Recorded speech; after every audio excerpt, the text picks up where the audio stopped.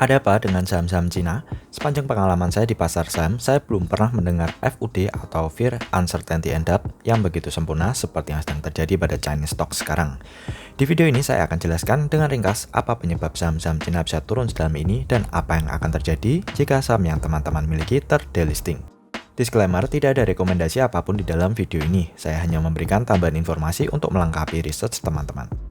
Saya bilang ini adalah FUD yang sempurna, walaupun memang kemungkinan delisting bisa saja terjadi. Tapi menurut saya kali ini media benar-benar bisa mengolah gosip yang belum tentu benar, sehingga membuat banyak investor jadi cukup takut dan membuang saham-saham mereka. Masalah bukan datang dari pihak US, tapi dari pemerintah komunis Cina atau CCP. Simpelnya, mereka tidak suka jika terlalu banyak investor-investor US yang menguasai sebagian besar kepemilikan di saham-saham Cina seperti Alibaba, JD, Tencent, dan sebagainya. Karena itu mereka sedang membahas wacana untuk memindahkan saham-saham ini ke bursa Hong Kong. Aturan pelaporan keuangan di Cina dan US berbeda. Pihak US mewajibkan saham Cina untuk mengikuti aturan ini, sedangkan pihak Cina merasa kurang nyaman. Akhirnya saham-saham ini seperti terombang-ambing di tengah laut.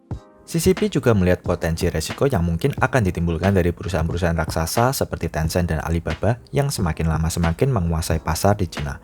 Semakin besar dan cepat perusahaan bertumbuh, maka pemerintah biasanya akan memberikan regulasi-regulasi untuk mencegah terjadinya monopoli. Sedikit berbeda kasus, saham-saham online education Cina seperti TAL Education hingga Gaotu, sahamnya koreksi besar-besaran karena adanya rencana pemerintah untuk menjadikan perusahaan-perusahaan ini menjadi non-profit. Jika ini sampai benar terjadi, maka perusahaan-perusahaan ini mungkin akan go private. Singkatnya, pemerintah Cina melihat biaya online education yang terlalu mahal bisa membuat beban membesarkan anak semakin berat. Jika banyak pasangan mulai enggan memiliki anak, maka ini akan menurunkan tingkat pekerja produktif di Cina. Seperti yang kita tahu, Cina adalah negara manufaktur terbesar di dunia. Selama ini mereka bisa menghasilkan barang dan jasa yang sangat bersaing karena memiliki SDM yang kompeten dan berlimpah.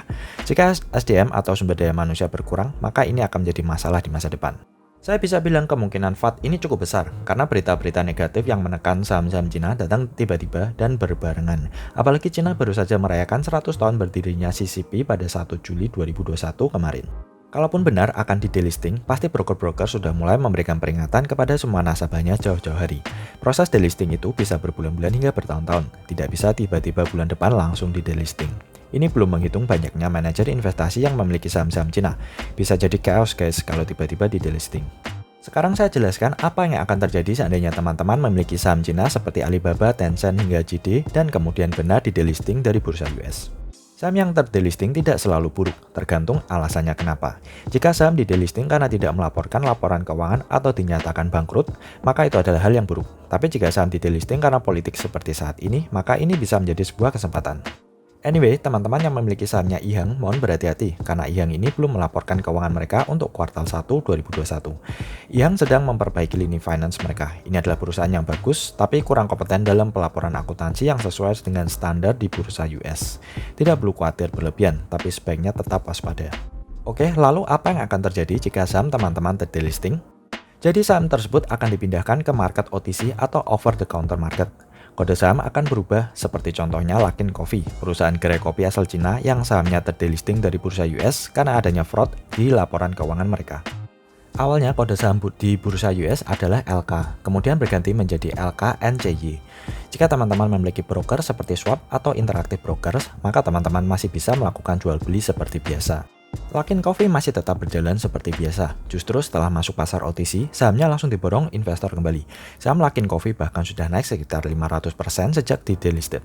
Jika teman-teman menggunakan broker yang tidak memfasilitasi trading di market OTC seperti Passfolio maupun GoTrade, maka teman-teman bisa request ke broker teman-teman untuk menjual saham tersebut. Sebaiknya teman-teman tanyakan langsung ke broker yang digunakan, apakah yang akan terjadi jika saham terdelisting, apakah mereka bisa menjualkan saham tersebut atau tidak. Salah satu artikel yang saya baca dari Hedge, online broker asal New Zealand, menyebutkan jika mereka melalui clearing brokernya yaitu Drivewell, clearing broker yang sama dengan yang digunakan Passfolio, bisa menjualkan saham yang terdelisting dari platform mereka dengan kontak CS-nya. Untuk kasus Alibaba dan kawan-kawan, saya rasa ini hanyalah FUD, karena jika memang sampai terdelisting dari bursa US, maka pemerintah Cina dan US akan banyak menerima tuntutan hukum dari banyak investor global. Semua saham memiliki resikonya masing-masing. Saya juga tidak bisa jamin Alibaba dan kawan-kawan tidak akan terdelisting. Yang bisa kita lakukan hanyalah memanage resiko. Jika sampai Alibaba dan kawan-kawan bisa melalui cobaan ini, pastinya teman-teman yang berani ambil resiko untuk invest long term, 10 atau 20 tahun ke depan pasti akan memiliki cerita indah yang bisa dibagikan kepada teman, saudara, atau anak-anak Anda. Tapi tetap saya tidak rekomendasi untuk beli ya, tetap atur risk dan reward Anda masing-masing. Solusi bagi teman-teman yang ingin membeli saham-saham Cina tapi takut adalah dengan membeli ETF yang berisi saham-saham blue chip Cina. ETF cenderung lebih aman dari resiko delisting, karena manajer investasi pasti bisa mengatur hal ini. Mereka juga bisa memiliki saham-saham dari berbagai exchange di luar US. Teman-teman bisa cek ETF-ETF seperti MCHI, ETF keluaran iShare yang berisi saham-saham seperti Alibaba, Tencent, hingga Xiaomi. Selain itu juga ada ETF-ETF lain seperti produk dari SPDR yaitu GXC, KWIB, ETF keluaran dari Grand Shares, dan CQQQ produk dari Invesco. Buat yang suka dividen juga bisa tengok ETF keluaran Mirai Asset yaitu CHIU yang memiliki yield di sekitar 3%. Oke, semoga dengan menonton video ini teman-teman menjadi paham akan resiko delisting dari saham-saham Cina. Selalu lakukan riset lebih lanjut dan manage resiko masing-masing.